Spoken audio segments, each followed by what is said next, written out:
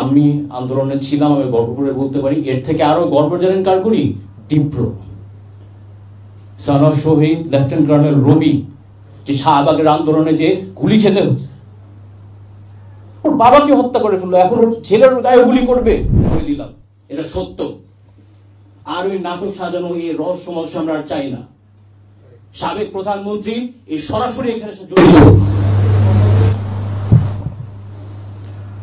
তাদের আইনের আওতায় আনার দাবিটা আমরা জানাচ্ছি। আর আমি ধন্যবাদ জানাতে চাই এই নতুন প্রজন্মের মুক্তিযোদ্ধা ছাত্র জনতা, যারা সাহস নিয়ে একটা স্বৈরাচারের হাত থেকে আমাদের মুক্তি করেছেন। আমি আন্দোলনে ছিলাম, আমি গর্ব করে বলতে পারি। এর থেকে আরো গর্ব জানেন কার করি? তীব্র সন অফ শহীদ লেফটেন্যান্ট কর্নেল রবি, যে শাহবাগের আন্দোলনে যে গুলি খেতে হচ্ছে, ওর বাবাকে হত্যা করে ফেললো, এখন ওর ছেলের গায়ে গুলি করবে।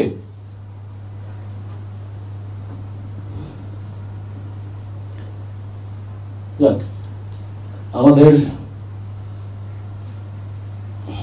শেষে একটা কথা বলি, আমাদের দেশের সেনাবাহিনী কিন্তু অনেক ন্যাশনাল ক্রাইসিসে আগায় যায়।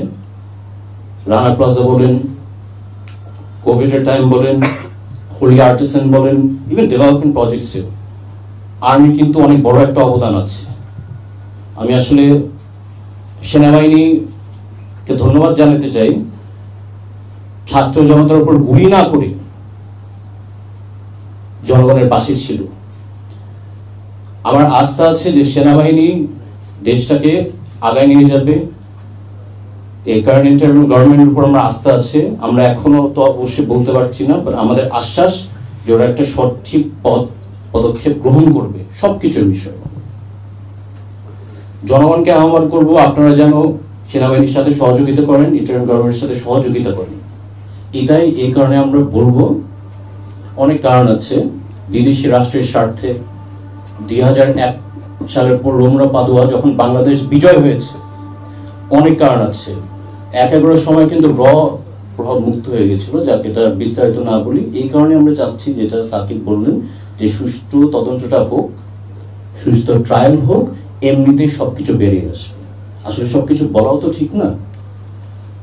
তো সুষ্ঠু তদন্ত আমরা চাই, ইনকোয়ারি কমিশন, জুডিশিয়াল কমিশন পুরা ইঙ্গিত ধরে সবকিছু, সব এভিডেন্স সহ তুলে ধরে। অনেক অফিসারদের কাছে কিন্তু তথ্য প্রমাণ আছে, আমরা শুনেছি, কল রেকর্ডিং, নির্দেশ, কারা কারা জড়িত। এটা আমরা চাই কমিশনের মাধ্যমে, জুডিশিয়ারির মাধ্যমে সব প্রকাশ হোক। তখন ইনশাল্লাহ সব আপনারা জানতে পারবেন, কেন হয়েছে, কি কারণে করেছে, আমরা বলবো। আরো লোক আছে কিন্তু, শুধু এরা না, অনেক লোক এদের সাথে কমপ্লিসিট। এই তিনজন তো মূল কালপ্রিট হিসেবে আপনারা আরো আছে, বৈদেশিক শত্রুর সদস্যরা কিন্তু আছে, তাদেরও তো বাদ দিতে পারবেন না। আমরা চাচ্ছি ইনকোয়ারি কমিশনের মাধ্যমে সব তথ্যগুলো প্রকাশ করে মামলাটা হোক। না, সেটা ইভেন্চুয়ালি রাষ্ট্র কিন্তু মামলা করবে।